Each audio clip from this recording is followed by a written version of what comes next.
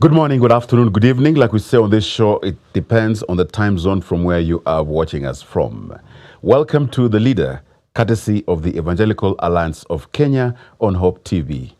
With Katiba Day coming up next week, that is on the 27th of this month, that is August, what an opportune time to have a discussion on matters constitution. And I'm very delighted in studio today. We have my senior here. Dr. Wahome Ngari. It's a pleasure to be here, Edmund.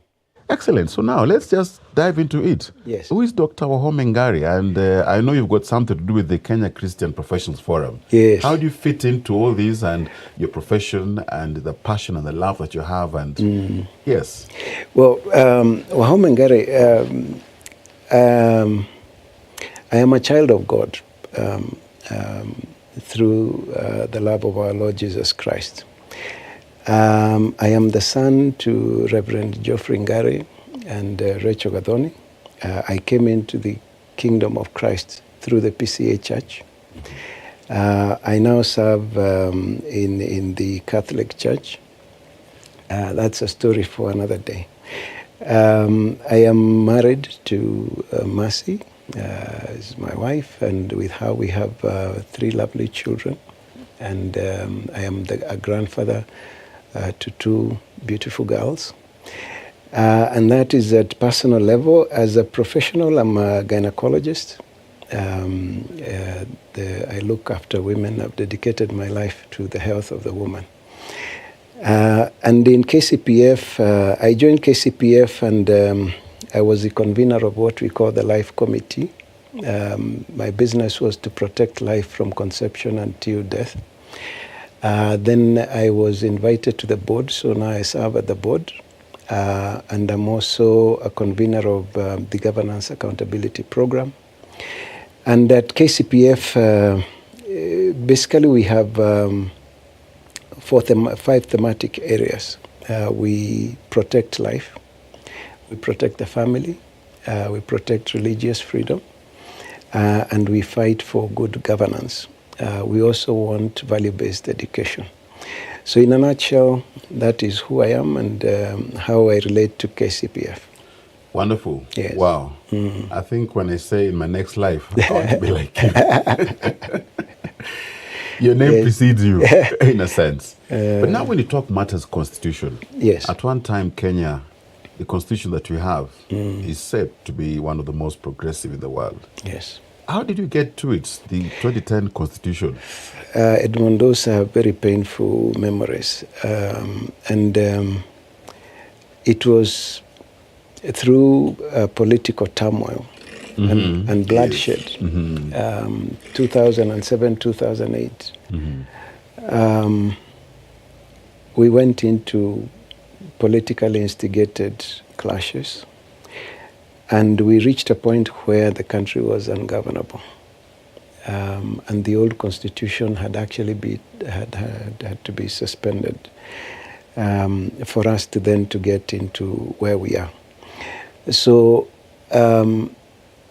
it is a constitution that must not be taken lightly. It is not perfect for sure. There are certain areas that are of concern. If you remember, the church led the No campaign. Yes.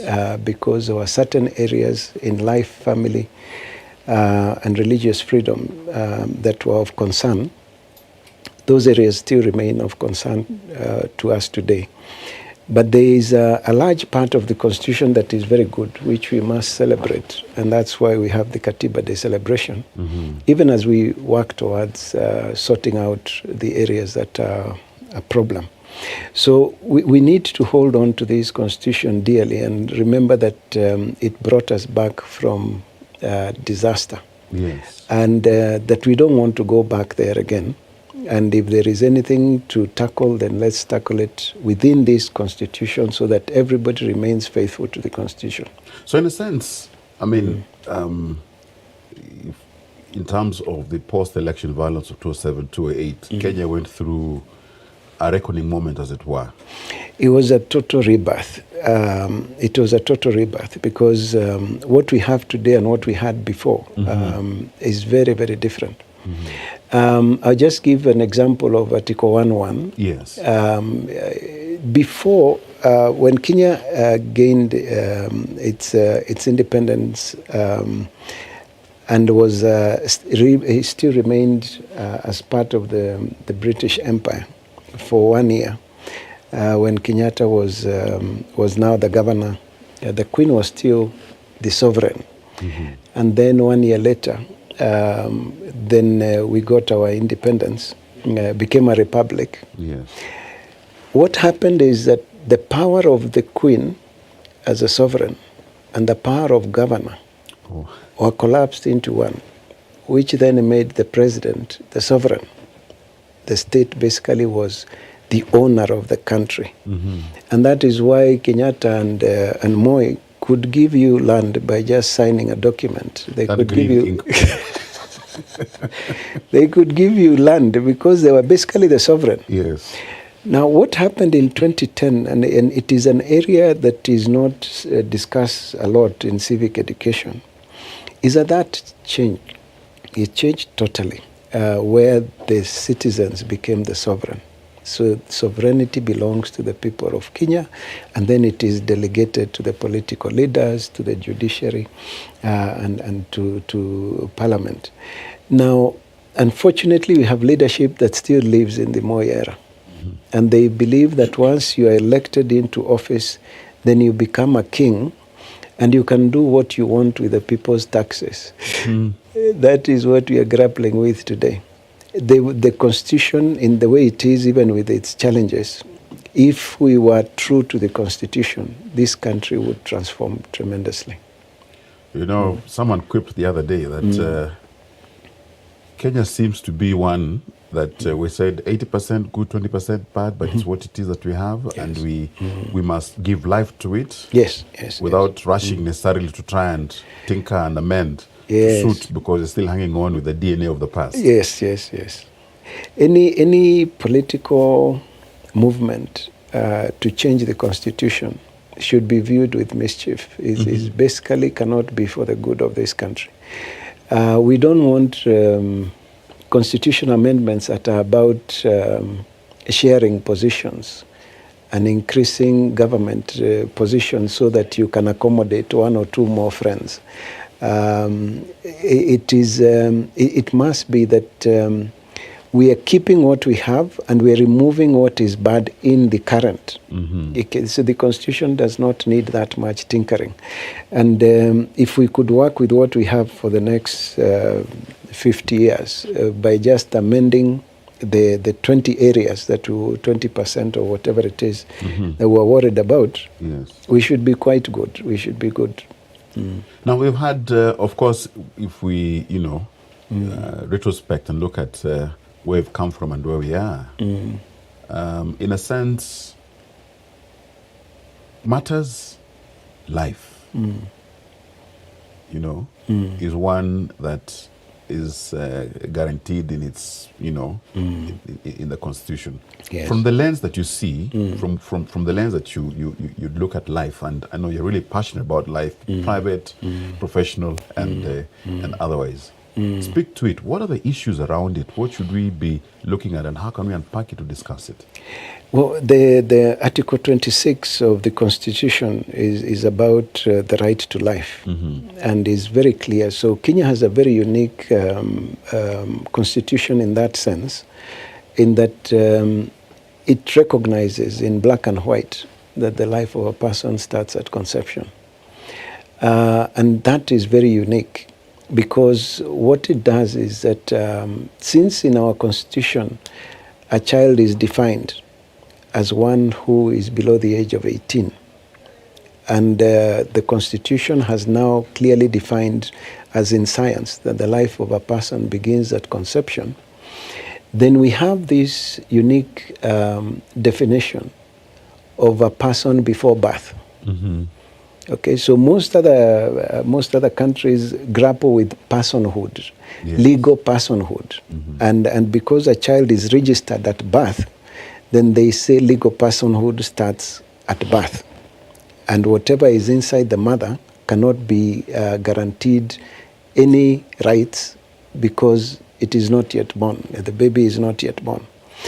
But because of Article 26(1), then the unborn person in Kenya actually has rights. Yes.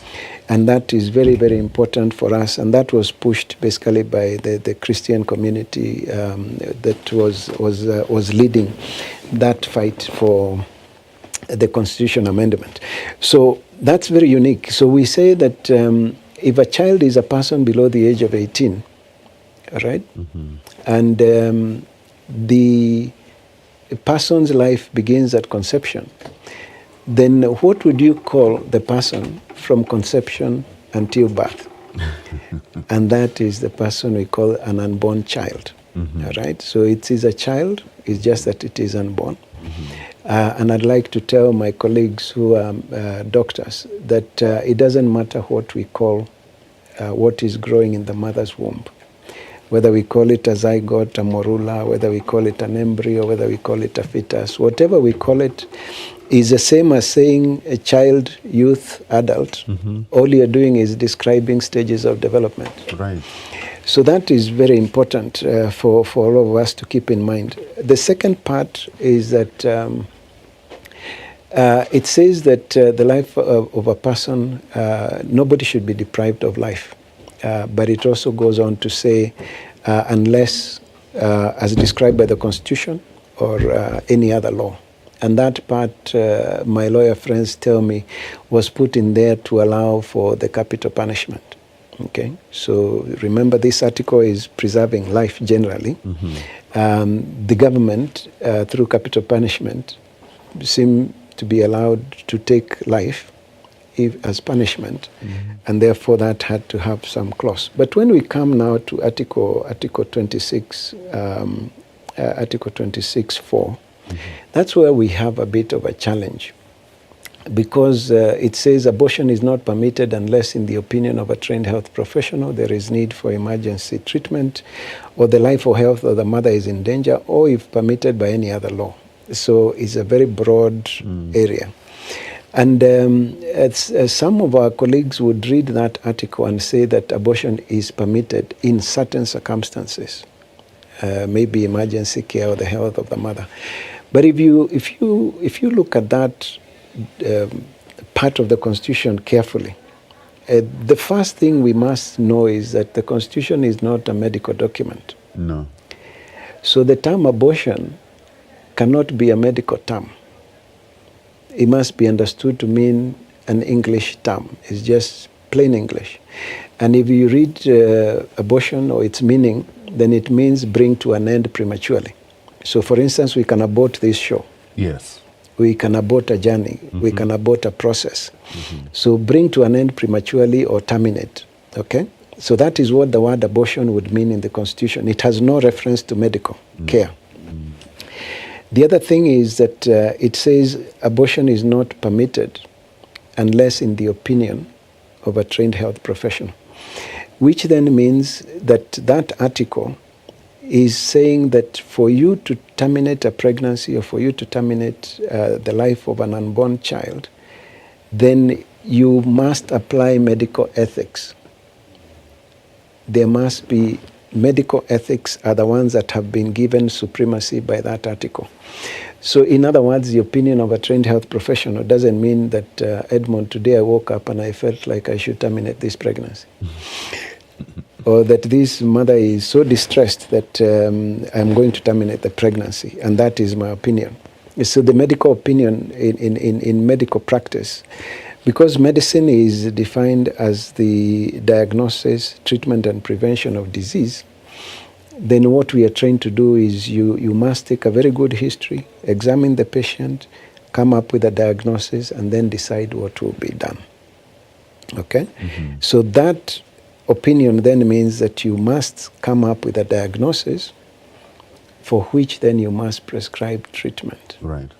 And that is where the understanding then is that because the lawyers say that because the article is about life, then it is saying that that article is, the 26(4), is about termination of life. Now, you cannot terminate the life of an unborn person unless you terminate the pregnancy. So generally it is describing how can you terminate a pregnancy.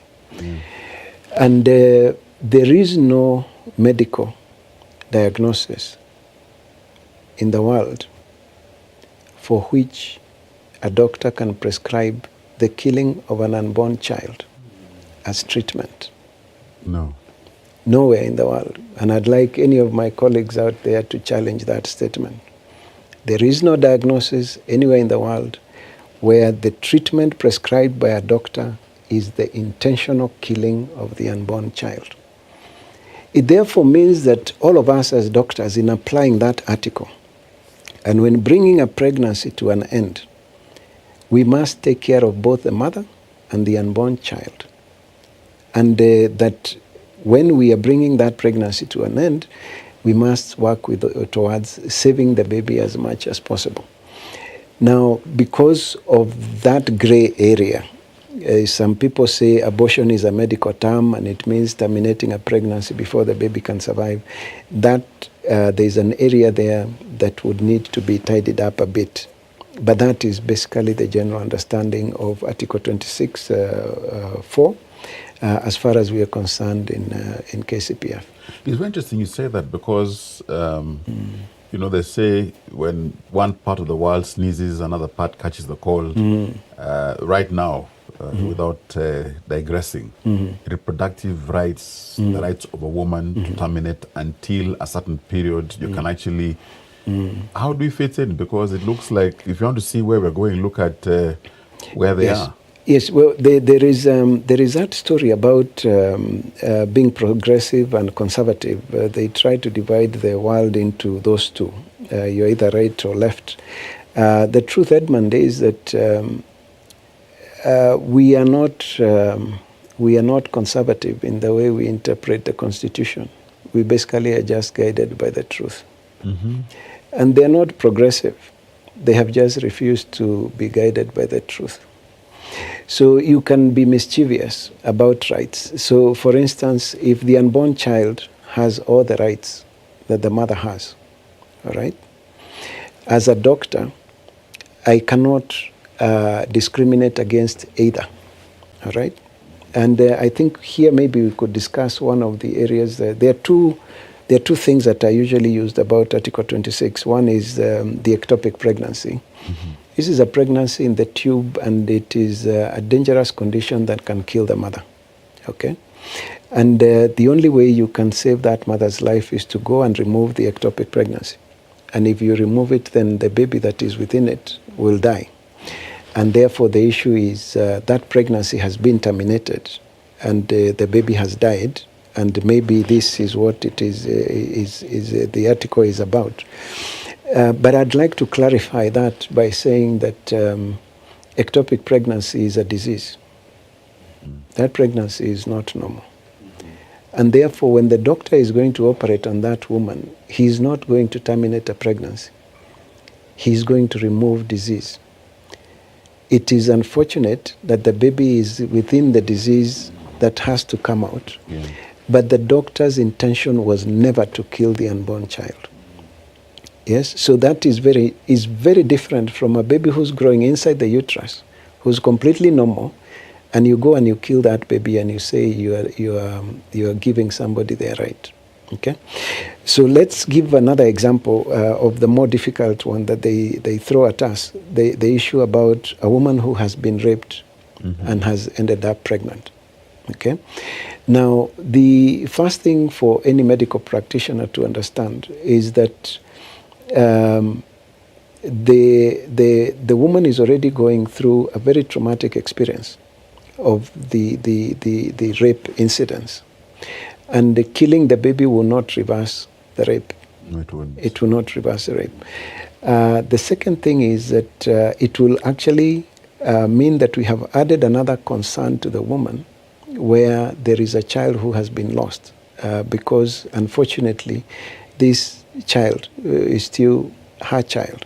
Okay, so how do we then deal with this? We have a woman who doesn't want to keep the pregnancy because it is reminding her of her nightmare about what she went through, and yet we have a child who we are supposed to preserve. That's a dilemma. Yeah. So the way to solve the problem is that it is for the men in this community and the government to protect women, and therefore the woman should not have been raped. So that is a challenge to us men and the government. Why are we not able to protect our women and children from rape? And because we failed, then we must use taxpayers' money to look after this woman throughout her pregnancy and until she delivers that baby.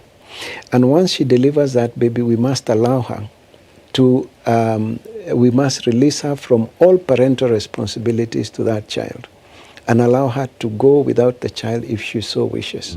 So she goes through counseling to take care of the trauma of rape, and then about whether she wants to keep the baby or whether she wants to release the baby.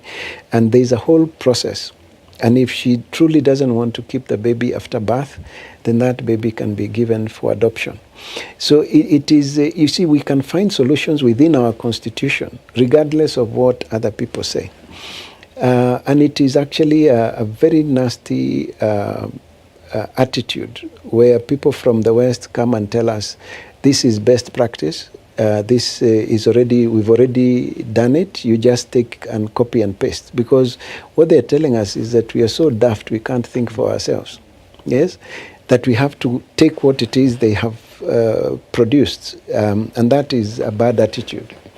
So that's how we look at Article 26 and how we take care of the two most difficult issues. And it is not difficult to apply it while keeping the rights of the unborn child. Very interesting, because then what comes to mind is then the whole area of marriage. Yes. From the constitutional lens and from where you sit, speak to it. Well, we were very comfortable because Article 45(2) says that every person has a right to marry a person of the opposite sex. And when we read that as Christians, it was very comforting that it has been written opposite sex. So it can only be a man and a woman, and we are sorted, and it is very good for us. Until the 24th of February, 2023, the Supreme Court ruled about the registration of the LGBTQ associations and said it is discriminatory to not allow them to associate. And Edmund, I don't know how many Christians know this, but that ruling changed very, very many things. Mischief was introduced. It was introduced. And there is a particular Article 27(4) of the Constitution that is about discrimination. And it says the state shall not discriminate against anyone, directly or indirectly, on any grounds, including race, sex, marriage, and it goes on to list a few other things. But it uses the term sex, all right? Now, what the Supreme Court judges did, and if you read that document of theirs, there is a paragraph 79. They say that the word sex and orientation in Article 27(4) does not mean the act of sex per se. It also means sexual orientation of any gender, including heterosexual, homosexual, gay, intersex, and others. Now that paragraph, just that paragraph, changed the dynamics of family values in this country. Because the word sex means only two things in English. It either means male or female, or it means sexual intercourse. Now, if you read that article of the Constitution, there is no way the word sex meant sexual intercourse, because you can't talk about the government shall not discriminate based on race, sexual intercourse, and marriage. Meant on gender. It must have meant male and female. And then the other thing is that Kenyans, generally speaking, know the word gender to mean male and female. So they find it a softer term than sex. So anytime you hear Kenyans saying, let us have gender equality, they're talking about men and women. This ruling expanded the meaning of the word gender in law to include heterosexual, homosexual, gays. So what has happened now is we go back to Article 45.2, and we read it again. It says, now people of the opposite sexual orientation can get married. Now picture this. If a man who is attracted to men is called heterosexual according to the definition of gender, is a man who is attracted to women is a heterosexual man. So that's a normal man. He is attracted to women. And a gay man is a man who is attracted to men. To men. So they have different sexual orientation. So if the word sex is orientation, reads sexual orientation, so then people of the opposite sexual orientation can get married, which means according to the Supreme Court ruling, now it is legal for people of the same sex to get married, so long as their sexual orientation is different. So that is a tremendous blow to the protection of family, because unfortunately same-sex relationships are sterile by nature. And the other thing that is important for us to realize is that people of the same sex cannot have sexual intercourse. So even if that term meant sexual intercourse, people of the same sex cannot have sexual intercourse, because by definition sexual intercourse means male and female organs and the seed deposited in the woman, and therefore the sexual intercourse is about a relationship like mating in animals that is productive. That is impossible in same-sex relationships. So it is a very big blow to family life, and it is something that we'll have to address. Yes. I mean, did they go to the good book? God created Adam and Eve, not Adam and Steve. Yes, the truth is that even when we are addressing these things, we also have to, as Christians, we understand each other, but then we also know that in the country there are people who would be of different faiths. There are people, we have the Atheist Association, for instance, whether formally or not formally registered. There are people who claim there is no God. There are people who have no religion, but they are spiritual. So the issue then would be, what is the value of sexual attraction? Okay, so from a natural perspective, let's forget our faith for a minute. What is the value of sexual attraction? Because it is created in all the animals. The value of sexual attraction is to seek a mate. And what is the value of being able to differentiate who is a man and who is a woman? Is because then if we want to seek a mate, then we need to know who is male, who is female, isn't it? Yeah. So when you talk about same-sex attraction, then from a scientific point of view, where sexual attraction is supposed to lead to mating, then it is not functional, because that relationship is sterile. Right? And it would then be areas that we can discuss later, but you find that there is usually something that has happened to that person, especially in early childhood. They're called adverse childhood experiences that make them reject their biological sex or make them attracted to people of the same sex. And 90% or more of the time it has a very psychological trauma base. It is something that people can be taken through, investigate what made them feel the way they feel, and majority of them can actually get healing. Now let's get into an area that I think will prove very interesting. Governance. Governance, yes. yes. Well, Edmund, I think if we look at what happened to this country with the Gen Z revolution, because it is really a revolution, the country will never be the same again. One of the saddest things about it is that you have people fighting for freedom in a country that is free. Our forefathers fought for independence. And we are now an independent country. And we have to go to the street to fight for freedom.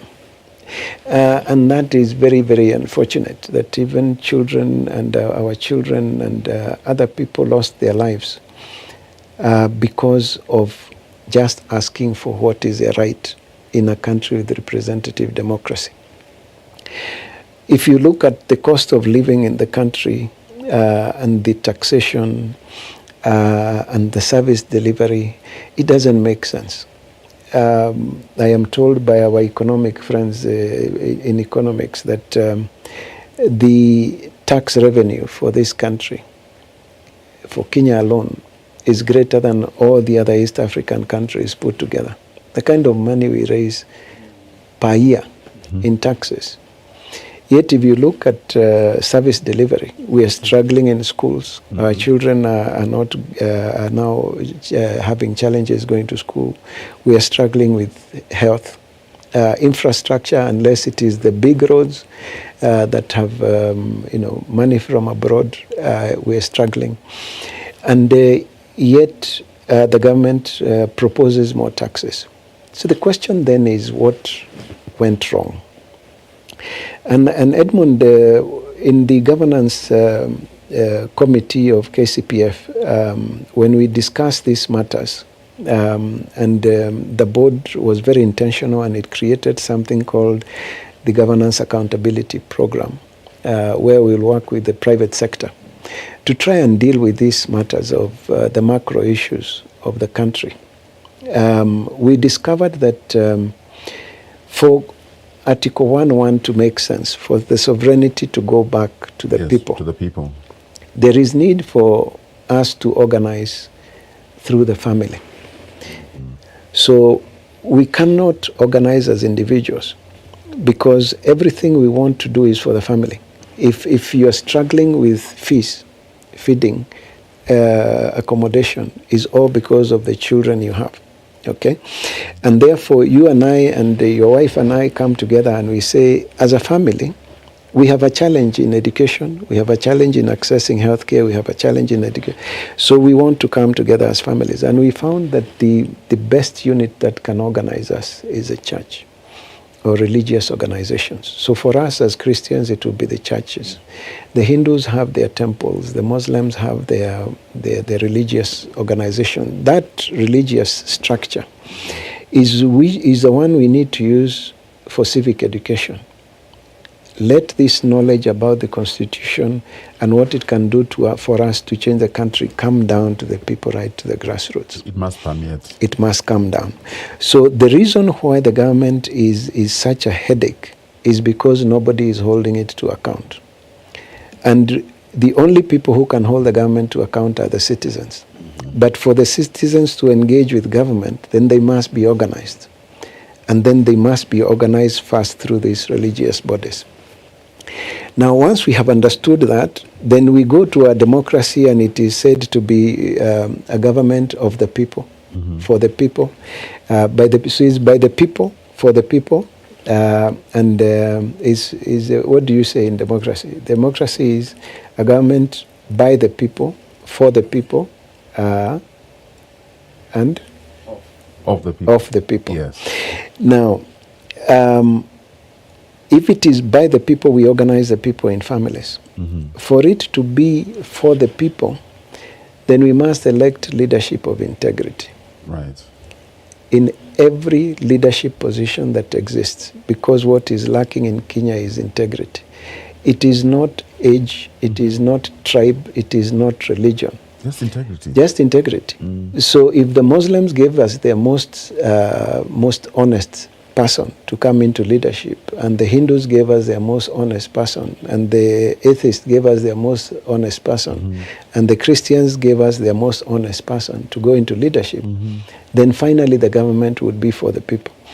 And even as we struggle with the leadership, and everybody wants to deal with the president and the governor, Edmund, representative democracy, the most important people in our governance structure are the MCAs and the ones who actually right to where you are. Yes, because those are our representatives. They're the ones who should be listening to us and taking our concerns to the respective government. Those are the people we need to deal with in 2027. We must look for people of integrity to fill in the MCA positions and to fill in the members of parliament, both Senate and the National Assembly. National Assembly, yes. Yeah, so those are the most, so we make sure we elect people of integrity to those offices. Now, for it to become of the people, this one was for of the people, then we must hold the government to account. Once you're elected into office, we must hold you to account for the whole term you're in office. Because what we've been doing as Kenyans is we go and we vote for president and we do a suit. So anybody in his party, including MCA, you just tick. You tick and without a... Yes, so you don't know who you have put in office.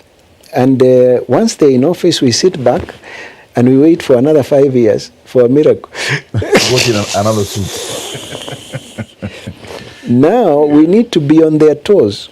We talked about this road, where is it? We talked about this, where is it? We talked about this, so that we follow through on that. So that is how Article 1.1 needs to be effected. Now, the question of moral uprightness, or how to elect a leader, at KCPF, when we looked around to find out how do you come up with a national tool that would allow us to elect people of integrity, we found a tool that was developed by Elnet back in 2013. It's been lying on the shelves. And because Elnet had looked at chapter 6, which is about principles of, they had looked at Article 10, which is about national values and principles of governance. Then they had looked at chapter 6, which is now about the governance, the governance structure of the country, principles, and so principles and values are in chapter 10. And then governance is about ethics. Now, they put together a very interesting tool, and that tool they call the BVIP. Okay, so BVIP is be honorable. Yes. So be a VIP, be VIP, be honorable. And B is blameless. And the easiest way to look at blameless is basically somebody who has no scandals. He has no financial scandals. You know him at personal level. He's basically an honorable person. He's a person who is faithful. And then the E is about empowering. You're looking for a leader who lifts up others, not one who hits everybody who seems to be challenging him. You want one who empowers. Yes. Then V is a visionary achiever. Right. And you see, you can be visionary and you're just a dreamer. You keep telling us good stories, but you do nothing. You're a storyteller. Yes, but a visionary achiever is that person in the village who says, if we came together, we would be able to make a better market for us. And he actually goes, mobilizes people and has some work done. He's a visionary achiever. Then inclusive. He's able to work with people of all tribes, people of different male, female, across the board. And then the last one is that he's a protector of family values and life. So somebody who protects life and family. And what we designed is that each one of these things you give a value of 0 to 5. Okay? Just based on your understanding of those values. And the first person you actually score is yourself. So if you're looking at B, blameless, then you're saying if you have a 0, you're devil, and if you have a 5, then you're God. Yes. Right? So in between there, you might give yourself somewhere. Yes. Now, once you give yourself a score, then now you go to the family level, and you say, I think Edmond would make a good leader for us, and you propose him. Okay? And the people in your church community, your religious community, your Hindu temple, your whatever, actually sit down, People who know you at personal level score you and give you a mark, okay? And the person who gets the highest mark then is given the leadership position that you're looking at, okay? So basically you're saying we are going to have more of vetting done by people who know you, from the family right to the community that you live in. And the person who has this highest score then becomes the winner. So that would be the kind of thing that you would call a certificate of good conduct from your religious organization. Not the one that you just go and pay and from Huduma Center. Yes, that one only checks whether you have been caught. In a cell. Yes, whether you have been charged, not whether you are a thief. That one checks whether you have been caught. Not whether you are a thief. Yes. This, you can be a thief and you've never been caught, you have no record with the government. Get a certificate you still get a certificate. This one, we are saying it is your religious, is your religious organization. They know you. They have seen how you behave. And if they are corrupt and they give us a corrupt person, it is just a matter of time and we'll know who to trust and who we cannot trust. That's right. So that takes care of that moral leadership issue. Now the next part was, now how do we then devolve government from the ward level to the family level? And what we have developed at KCPF is what we are calling ward neighborhood associations. So you have people at the grassroots. They come together and in stakeholders, groups, the border people, the business people, the religious groupings in that particular ward come together and form a neighborhood association. Now, the neighborhood associations that are typically there are worried about water and security and roads. But for KCPF, we're interested in governance. And we have zeroed in on the budget.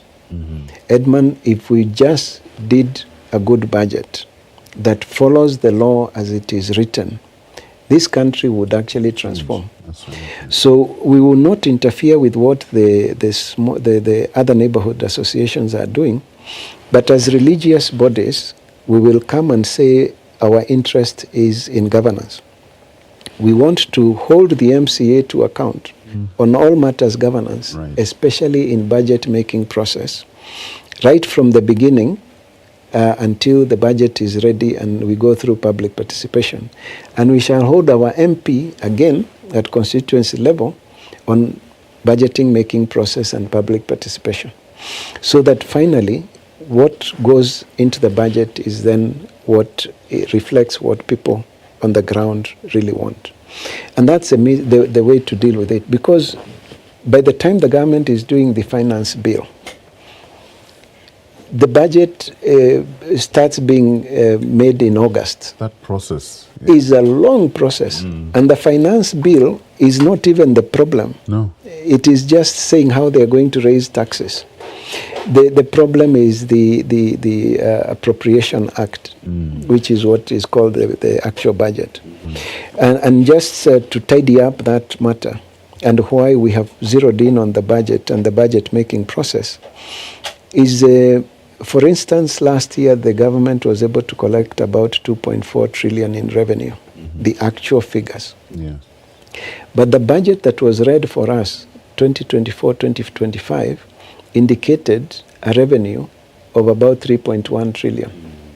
So that difference. There is a difference of a whole trillion that they know they cannot make. There is no way you can raise a trillion in 1 year. And that is called fictitious revenue. So what they do is that they increase the projected revenue. So it's inflated. It's inflated, yes. It's fictitious. And because of that inflated revenue, it looks like we can borrow for certain projects.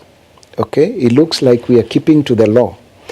And once the budget is passed, then all the fictitious projects and all the fictitious loans that are being called ODS, those projects are done fast. Now, when you then go to the budget, you discover that there is a deficit, obviously, and it is a deficit of 1 trillion. Yeah. And what that creates now is what are called pending bills. So you and I have done proper work for government. We have been told to create a road here, and we have done it. We have built a road. and then the government comes and says it has no money to pay. And your payment will be held until next year's budget. But all the other illegal things we had budgeted already paid for. So that budgeted corruption is the challenge that we have. And the law is so clear. For instance, the appropriation bill is supposed to have both revenue and expenditure estimates. Yes. From the time this constitution was promulgated, no government has read for us, hasn't presented to us the estimates of revenue. They only give us the estimates of expenditure. But not revenue. Not revenue. Yet, estimates of revenue are supposed to be presented even for public participation. But because it is based on that you come up with a finance bill. The finance bill is to raise whatever your deficit. So really our problem is not even in the tax or the collection. No.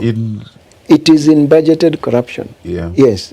That anything they want to steal is first put in the budget through fictitious revenue, and then that is what is used to pass the budget. So if we're able to send this word to the people and tell them that during public participation, the Treasury is supposed to present to Parliament both estimates of revenue and estimates of expenditure.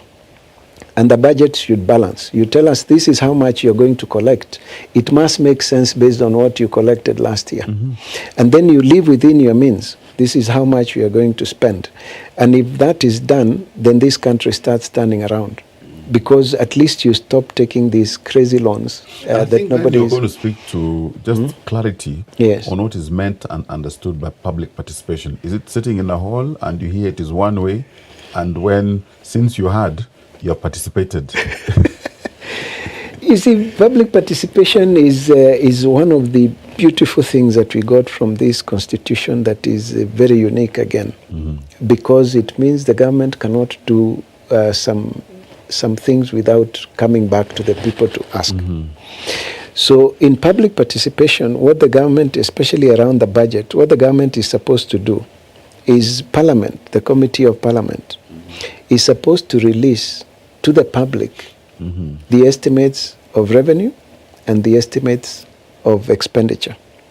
And all expenditure according to our law, all tax revenue, all loans must be paid from tax revenue. So if you haven't collected enough tax revenue, you cannot take loan.